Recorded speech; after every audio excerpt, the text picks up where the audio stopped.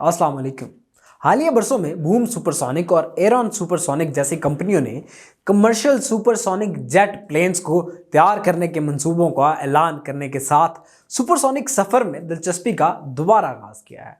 ताहम supersonic technology कोई नया तस्वर नहीं है, बल्कि पहले सुपरसोनिक जेट कनकॉर्ड ने अपनी पहली परवाज 1969 में की और 34 साल तक तिजारती तौर पर खिदमात पेश करता रहा है। कनकॉर्ड की कामयाबी के बावजूद सुपरसोनिक सफ़र बहुत से लोगों के लिए एक मिस्ट्री बना हुआ है।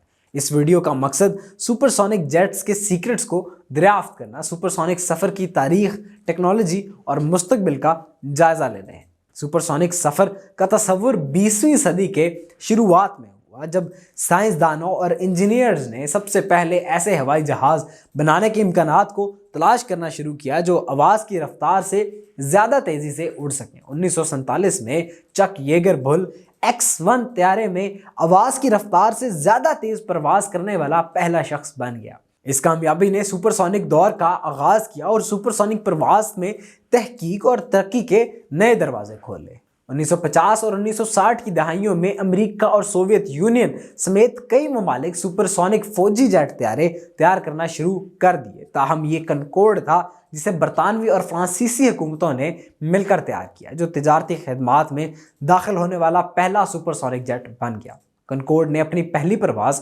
1969 में की और 34 साल तक बुनियादी तौर पर ट्रांस अटलांटिक रास्तों पर तिजारती तौर पर काम करता रहा है। कनकॉर्ड की top speed 2179 kilometre per hour है और इसके अंदर इंजन रोल्स रॉयस स्नेकमा ओलंपस 593 डाला गया था, जो कि रोल्स रॉयस और स्नेकमा की तरफ से एक मुश्तरका प्रोजेक्ट था। जी हाँ, ये रोल्स रॉयस वही लग्जरी कार ब्रांड है जो कि दुनिया भर में लग्जरी कार्स बनाते हैं। इस कंपनी ने दूसरी जंग अजीम के पास जहाज़ों के इंजन बनाना शुरू कर दिए थे। बरतानवी रोल्स रॉयस और स्नेकमा फ्रांसीसी कंपनी ने मिलकर इस तैयारे का इंजन तैयार किया। कनकॉर्ड की आखिरी परवाज के बाद से सुपरसोनिक सफ़र बहुत से लोगों के लिए एक मिस्ट्री बन चुका है।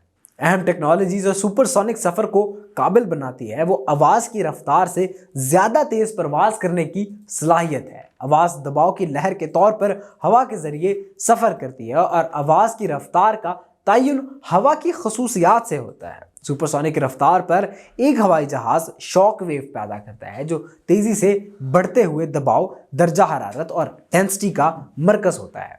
सुपरसोनिक तैयारे में हाई टेम्परेचर और सुपरसोनिक प्रवास के दबाव को बर्दाश्त करने के लिए जदीद मटीरियल जैसे कार्बन फाइबर और टाइटेनियम का भी इस्तेमाल किया जाता है। हालिया बरसों में सुपरसोनिक सफ़र में दिलचस्पी दोबारा पैदा हुई है। बूम सुपरसोनिक और एरॉन सुपरसोनिक जैसी कंपनियों ने कमर्शियल सुपरसोनिक जेट्स को तैयार करने के मंसूबों का ऐलान किया है, जो कि माक 2.2 तक की रफ्तार से उड़ सकते हैं। मैक बेसिकली आवाज़ की रफ्तार है और इसको अगर मल्टीप्लाई कर दें तो वो उतनी ज़्यादा स्पीड हो जाएगी, यानी कि मैक 2.2 का मतलब है कि आवाज़ से 2.2 गुना ज़्यादा तेज़ रफ्तार, जो आवाज़ की रफ्तार से दुगना है। ये कंपनियां सुपरसोनिक प्रवास के माहौलियाती असरात को कम से कम करने के लिए नई टेक्नोलॉजीज जैसे कि एडवांस्ड एरोडायनामिक्स और हल्का फुल्का मटेरियल जैसे कि कार्बन फाइबर, जो कि हल्का भी है और नहायत मजबूत भी, इस्तेमाल करती हैं। ताहम सुपरसोनिक के हकीकत बनने से पहले बहुत से चैलेंजेस पर काबू पाना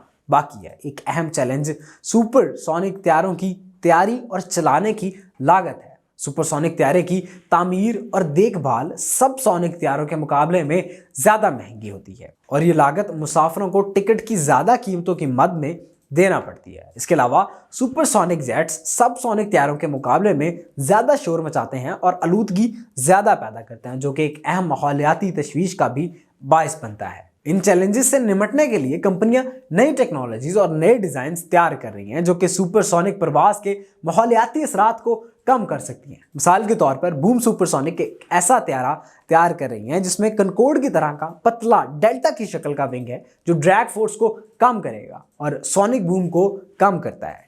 इसके अलावा एरॉन सुपरसोनिक एक सुपरसोनिक जेट तैयार कर रहा है जो कि एक मुनफरिद ट्रिपल सोनिक डिज़ाइन इस्तेमाल करता है, जो सोनिक बूम आवाज़ को कम कर देता है, जिससे ज़मीन पर शोर कम होगा और लोगों को डिस्टर्बेंस नहीं होगी।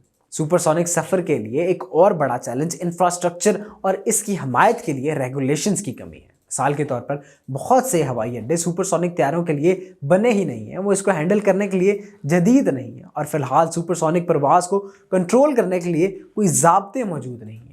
इन चैलेंजेस पर काबू पाने के लिए कंपनियां, हुकूमतें और रेगुलेटरी अथॉरिटीज़ के साथ मिलकर नए ज़वाबित और इंफ्रास्ट्रक्चर तैयार करने के लिए काम कर रही हैं जो सुपरसोनिक सफ़र में मुआवनत कर सकेंगी। मजमूई तौर पर टेक्नोलॉजी की तरक्की और मज़ीद तहकीक के साथ साथ सुपरसोनिक तैयारों का राज आहिस्ता आहिस्ता खोला जा रहा है। माहौल के सही नुक्ता नज़र और गौर व फिक्र के साथ सुपरसोनिक सफ़र मुस्तकबिल में मुसाफिरों के लिए एक काबिल अमल दिलचस्प ऑप्शन बन सकता है।